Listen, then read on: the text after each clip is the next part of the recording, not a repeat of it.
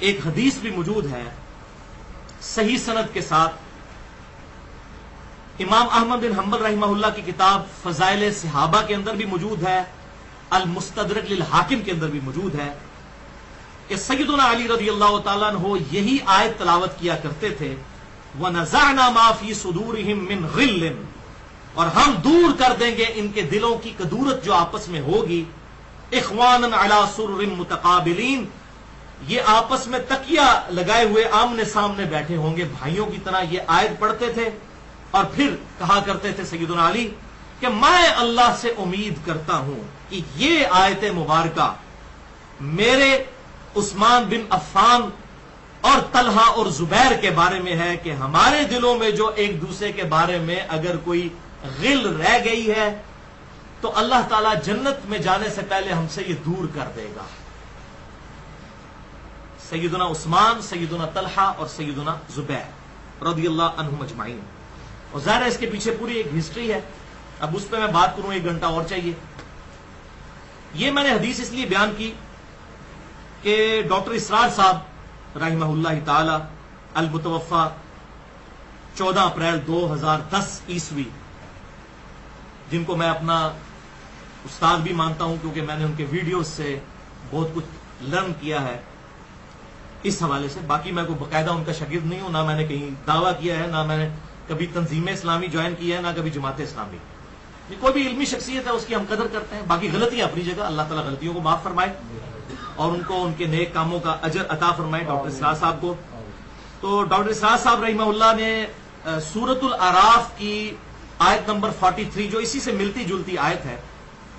اس میں انہوں نے ایک حدیث بیان کی تھی،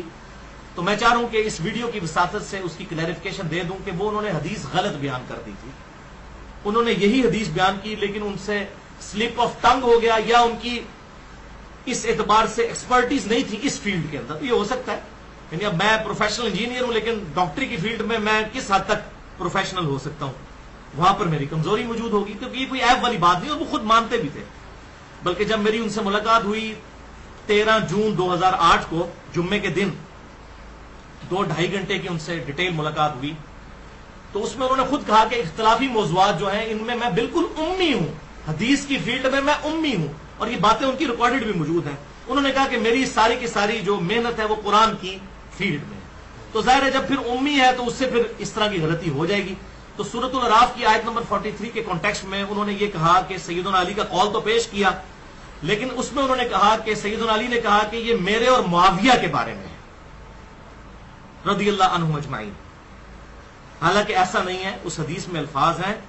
فضائل صحابہ امام احمد بن حنبل کی کتاب اور المستدرک للحاکم کے اندر بھی موجود ہے، اور یہ سورۃ الحجر کی آیت نمبر 47 کے کانٹیکسٹ میں یہ حدیثیں حافظ ابن کثیر رحمہ اللہ المتوفا 774 ہجری وہ تفسیر ابن کثیر میں بھی لے کر آئے ہیں، اور اس میں حضرت میر معاویہ رضی اللہ تعالیٰ عنہ کا نام نہیں ہے بلکہ حضرت عثمان غنی رضی اللہ تعالیٰ عنہ، حضرت طلحہ اور حضرت زبیر کا نام ہے، اصحاب جمل کا نام ہے اور سیدنا عثمان کا نام ہے۔ تو یہ میں کلیریفیکیشن دے دوں اس حوالے سے کہ یہ ڈاکٹر اسرار صاحب سے غلطی ہوئی، اور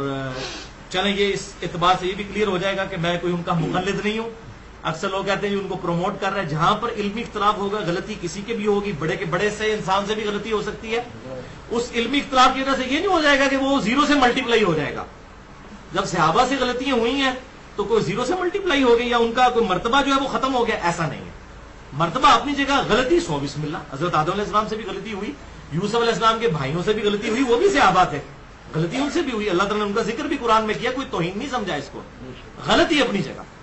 تو ڈاکٹر اسرار صاحب کی میں نے یہاں پر اصلاح اس حوالے سے اس ویڈیو کی وساطت سے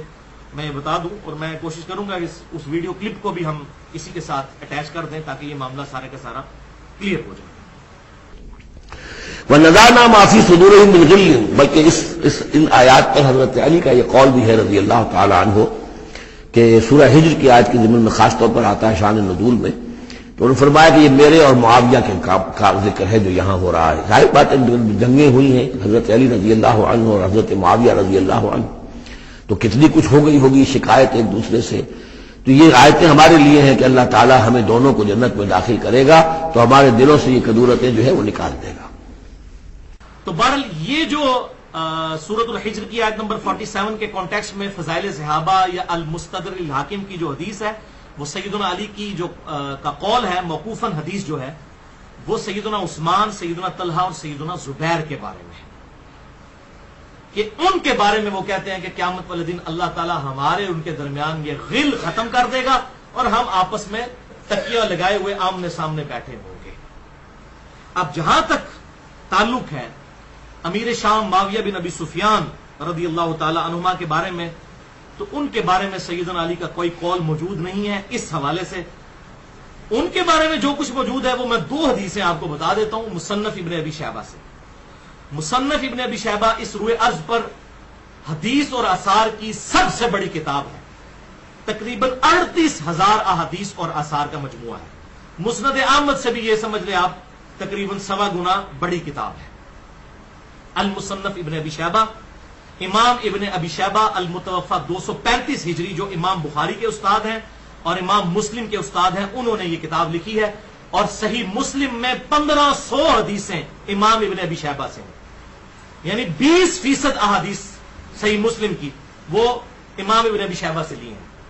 सही बुखारी में भी चंद अहादीस इनसे मौजूद हैं। इमाम इब्ने अबी शैबा उनकी किताब है अल मुसन्नफ। अल मुसन्नफ हदीस की उस किताब को कहते हैं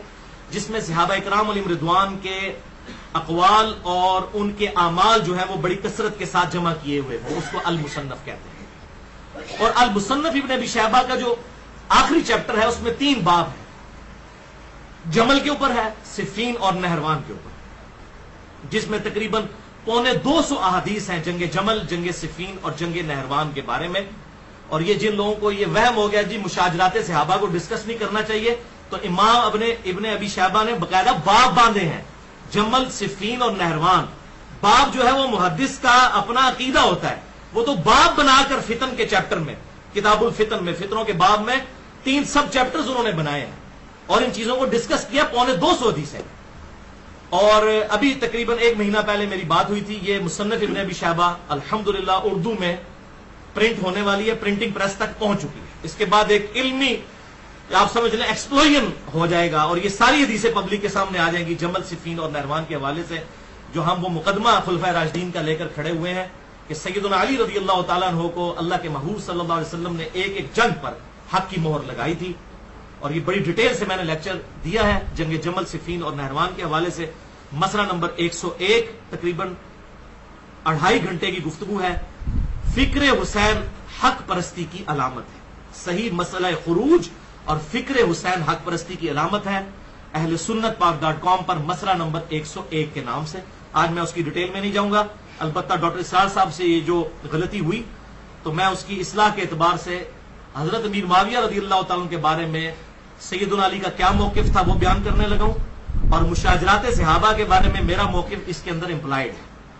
क्योंकि जामिया तिरमिज़ी, सुनन नबी दाऊद और सुनन इब्ने माजा में सही सनद के साथ यह हदीस है, अलैकुम बिसुन्नती व सुन्नतिल खुलफाए राशिदीन अल महदीयीन, तुम पर मेरी सुन्नत और खुलफाए राशिदीन की सुन्नत लाजिम है। तो सैयदना अबू बकर, उमर, उस्मान और अली और उन्हीं की खिलाफत में हसन इब्ने अली, ये 5 खलीफा राशिद हैं जिसपे अहले सुन्नत और अहले तशय्युअ का इत्तफाक है। राफ़ज़ियों की मैं बात नहीं कर रहा, अहले सुन्नत और अहले तशय्युअ का। तो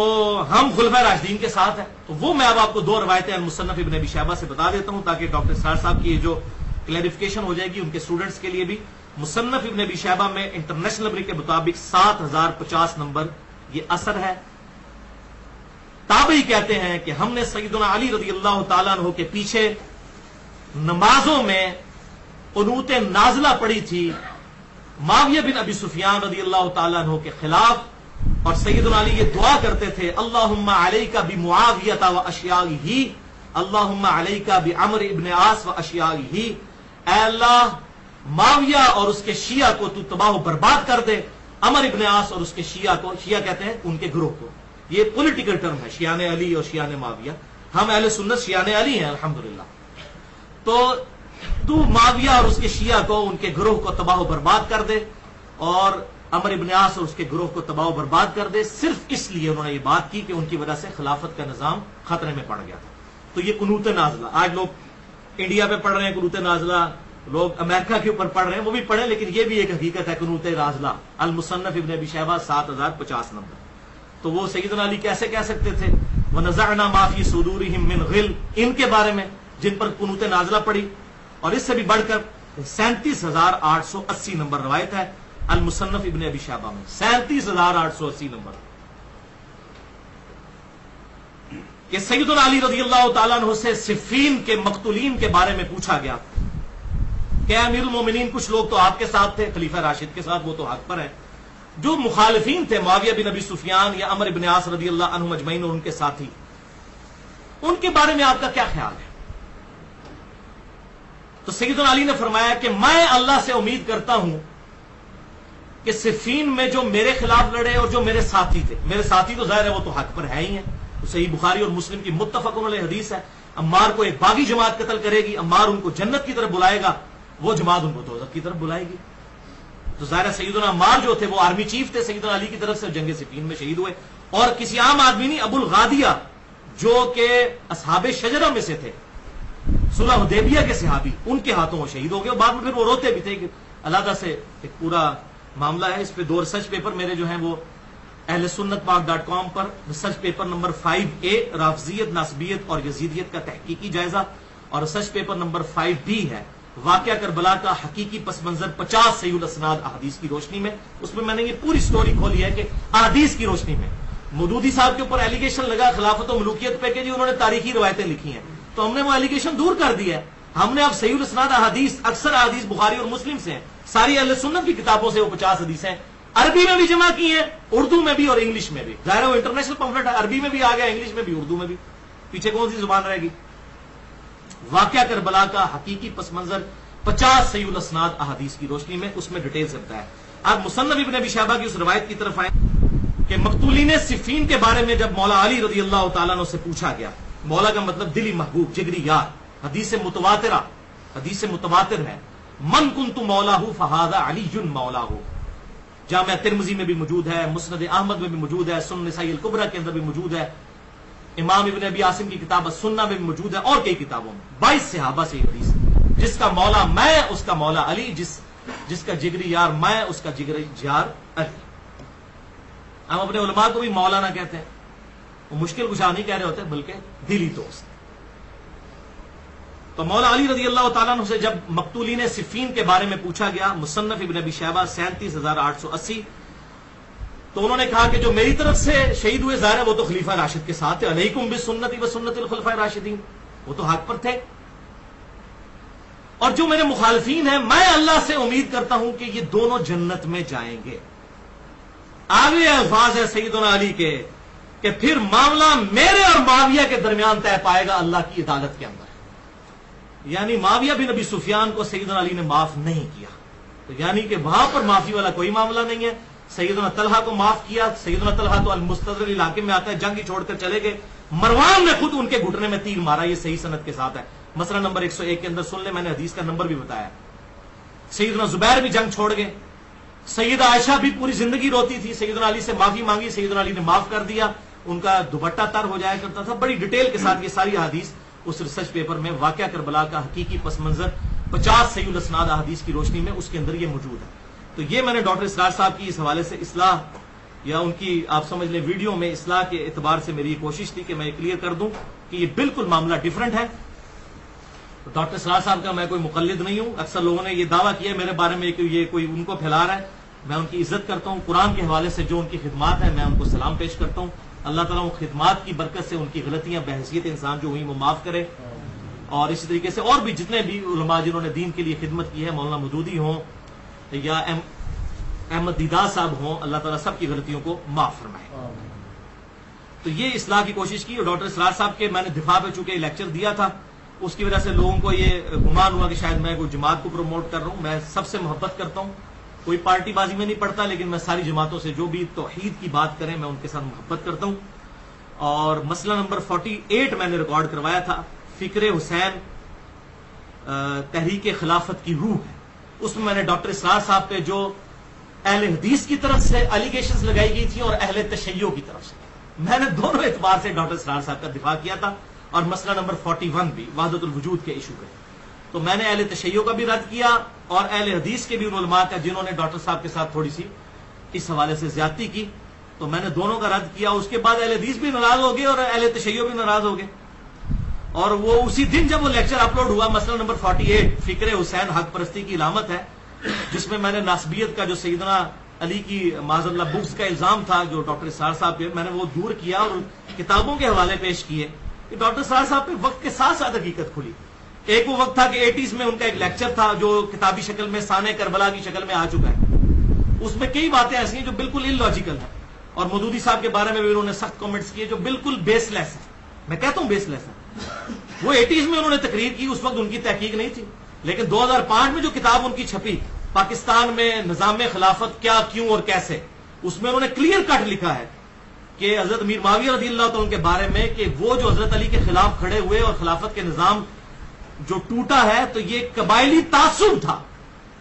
یعنی بنو امیہ اور بنو ہاشم کے حوالے سے انہوں نے اتنے سخت الفاظ خود کیے. پہلے مودودی صاحب کہتے تھے سخت الفاظ لکھے، پھر خود بھی لکھ دیے. یہ قبائلی تعصب تھا جو کہ معاویہ بن ابی سفیان رضی اللہ تعالیٰ عنہ حضرت علی کے خلاف کھڑے ہوئے. انہوں نے خود مانا یہ کوئی وہ والا معاملہ نہیں تھا اور کوئی. تو یہ وقت کے ساتھ ساتھ چیزیں کلیریفیکیشن ہوتی ہیں انسان کو. بال اس میں ایک چیز میں بتا دوں جو کہ اشارتاً ذکر ہوئی ہے سیدنا عثمان کے حوالے سے کہ سیدنا علی نے ان کا نام کیوں لیا. تو بھائیو یہ بات حقیقت ہے کہ سیدنا عثمان غنی رضی اللہ تعالیٰ عنہ کی بعض پالیسیز ایسی تھیں جو ہے تو نیک نیتی کے ساتھ تھی. جیسا کہ آپ صلی اللہ علیہ وسلم بھی تالیف قلب کے لیے نیو مسلمز کو زیادہ نوازتے تھے. صحیح مسلم میں آتا ہے ابو سفیان کو غزوہ حنین پہ آپ نے 100 اونٹ دے دیے. تو باقی صحابہ اکرام علیہم رضوان نے کہا کہ آپ نے ہمیں کچھ نہیں دیا. تو آپ صلی اللہ علیہ وسلم نے انصار سے کہا کہ اے انصار کیا تم اس پہ راضی نہیں کہ یہ لوگ دنیا کا مال لے جائیں اور تم اللہ کے رسول کو لے جاؤ. یعنی اللہ کے رسول نے پھر فرمایا کہ میرا جینا مرنا انصار کے ساتھ ہے، اسی لیے آپ کی قبر مبارک مدینہ شریف میں بنی. تو آپ صلی اللہ علیہ وسلم تالیف قلب کے لیے ایسا کرتے تھے. اسی طرح کے معاملات حضرت عثمان سے بھی ہوئے. انہوں نے تالیف قلب کے لیے چند بنو امیہ کے جو نوجوان تھے اور جو نیو مسلمز تھے ان کو چند گورنی کے عہدوں پر فائز کیا. اور پھر وہ صحیح مسلم میں آتا ہے اور وہ جو تھا عقبہ بن ابی معیط جو بخاری میں آتا ہے حضور صلی اللہ علیہ وسلم کے کندھے پر اس نے اوجڑی رکھی تھی جو حضرت فاطمہ نے ہٹائی تھی. اس کا بیٹا ولید بن عقبہ بعد میں مسلمان ہو گیا فتح مکہ پہ معافی مانگ کے.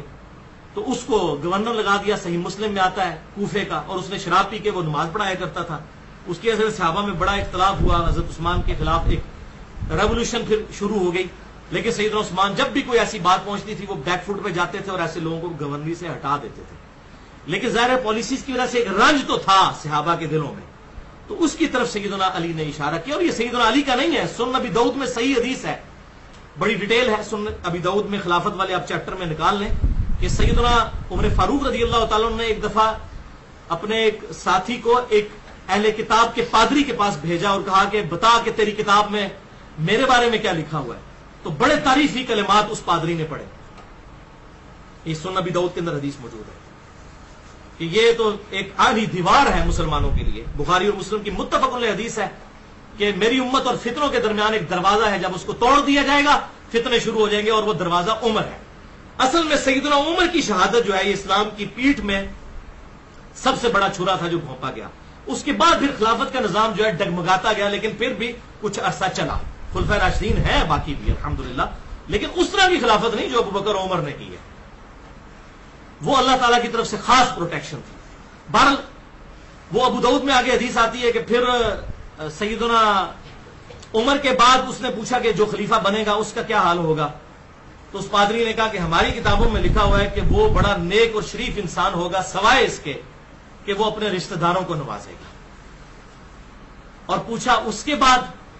تو اس نے کہا اس کے بعد جو شخص خلیفہ بنے گا انتہائی نیک انسان ہوگا، لیکن اس وقت تلوار نیام سے باہر نکل چکی ہوگی. یعنی وہ کوشش تو کرے گا کہ کسی طریقے سے اس نظام کو بچا لے، لیکن تل پٹ ہو جائے گا سارے کا سارا نظام